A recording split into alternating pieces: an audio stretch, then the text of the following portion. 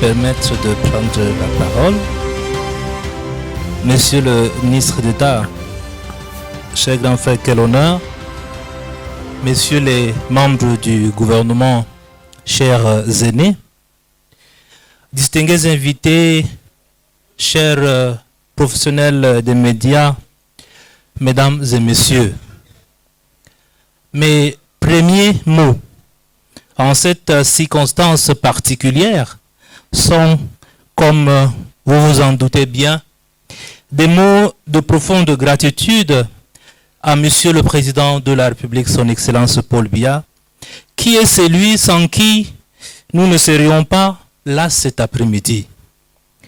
Une reconnaissance particulière également à notre bien-estimée Madame Chantal Biya, première dame du Cameroun, qui a bien voulu rehausser cette cérémonie de dédicace par une attention particulière.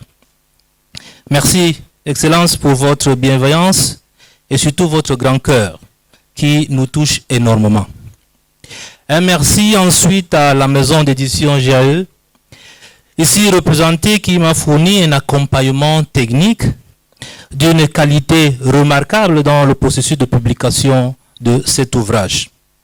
Que dire des brillantes prises de parole de mes grands frères, je nommais ici Alain Bilibi qu'on ne présente plus, du très pertinent Valentin Zinga qui vous ont donné un bref aperçu du contenu de l'ouvrage que j'ai commis et que d'autres approfondissements interviendront certainement au cours des échanges à venir. Je n'aurais garde d'oublier ceux qui ont tout mis en musique pour ce format de cérémonie. Bien que discrètement, mais présent ici, je viens de leur dire merci pour leur contribution. Ceci étant fait, permettez-moi de vous dire à vous tous le plaisir qui est le mien de vous voir si nombreux à cette cérémonie de présentation officielle de l'ouvrage « Les 200 plus belles citations de Paul Biya » que je viens de publier aux éditions GAE. Vous voudrez bien noter que votre présence me touche. Le plaisir est décuplé encore quand je sais combien sont chargés vos emplois de temps respectifs en cette fin de semaine.